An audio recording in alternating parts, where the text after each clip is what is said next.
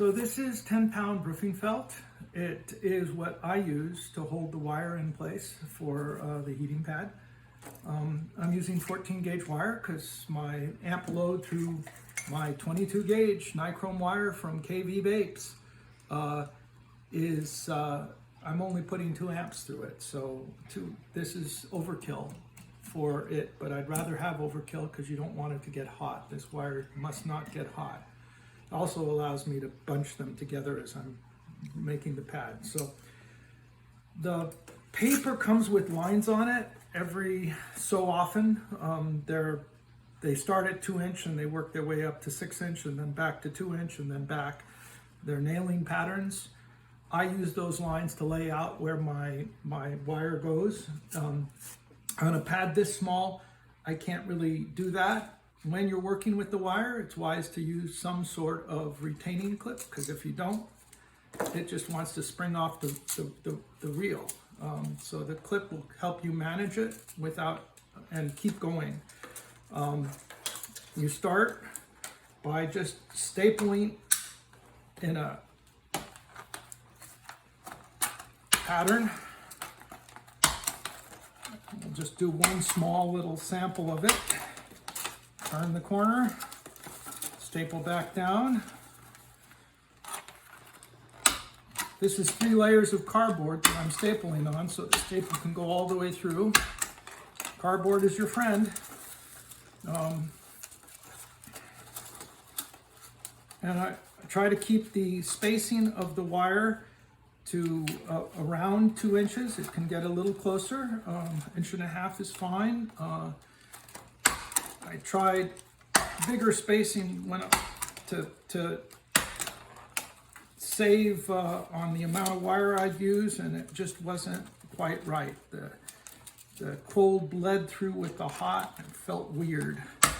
So a 2-inch seems to make a pretty good heating pad. I'll finish off with this here. Then I'll just put this back on here to contain it. Oh, I'm off the edge of the board. Well, we'll just do one close in. Now, once you're done with your stapling, if it's stapled nicely to the cardboard, you flip your cardboard over, you pull up and remove it from the staples ever so gently. Try to not get the staples to travel. And then with a spoon, you push the staples down. And it doesn't take much time. You can also use a knife, or you could do it with your fingers if you want to. The spoon lets you get them nice and tight, though. Just get them all bent over so the wire is confined. And that's how you able to staple into the center of these things and work it so that your wire stays relatively most in place. As it heats, it does expand some, so it will move a little bit. But a little bit of movement's okay. These are heating pads for float installation floors, where the floor is said to be floating and not nailed down or anything. You wouldn't want to necessarily use it where you're nailing down a floor. You could use it where you're going down a floor. If you can get to the underside of a floor, you could also make them and mark where the wires are and then screw them up to the bottom of between the joists and make a reasonable floor. Now for the electrical hookup, I use the hobby brass from pretty much any Ace hardware supply carries this. It's 1/8-inch tubing. I put a drill in it after I've cut it and take the burrs out with the drill. And then I slip this onto the end wire where it is and bend the wire up so it retains it. And then you get your wire that you're going to connect to it. Strip a section that's as long as that clip. Can be longer a little bit. and you just work on getting, here, let me get glasses on. Work on getting these together.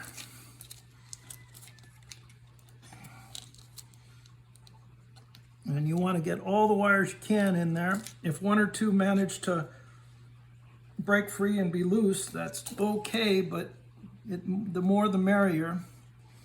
I got it. They're all in there. Then just slide it in. No, it can be done. That's the connection. It's tight as it is, but we crimp it to lock it in place. And like 2 crimps, what I usually do. Well, 2 to 3.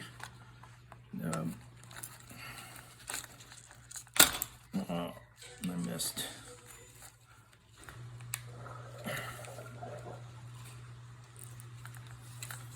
And so there it is. Connect it. Ain't coming apart with crimps. And then this can be run to where you want to wire into the wall. And you use a controller with these. Try to keep your resistances between 60 and 80 if you're using 110 volt. You don't want to go over 2 amps. So a little over 60 would be great, because 110 can be 125. And it can be as low as 115.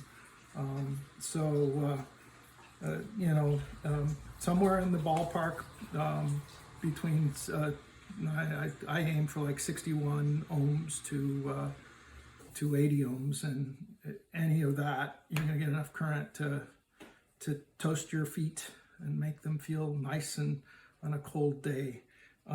So this pad here, if it were a large one and it measured 60 ohms, I'd say it was done. You don't want to touch the wires. You don't want to have them be able to touch anything. And you don't want to touch the staples or have them be able to touch anything. So you get a backing piece for both. And now it has a direction. You don't want the heat to have to travel through 2 layers. So you put the wire facing up towards the floor. This would be the direction you want. And you come in with a staple and just staple the edges close. And that would be your finished pad with the wires. And, make up the other wire and feed them into the wall and put your 110 across it. If you're doing multiple pads, you just do parallel hookup of the wire. Each pad can go to the same 110 source. Yeah. I'm going to tear this apart afterwards. I'm just doing it for demonstration purposes, but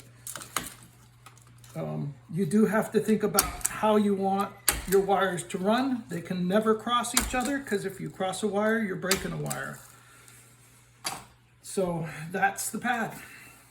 And that gets put the insulation layer first, like the cork or the foam, the heating pad on top of that. And it's necessary at times, if you're going to be in the center of the room, to pound this flat with a hammer. I can try to flatten it with a spoon, it's not going to let me.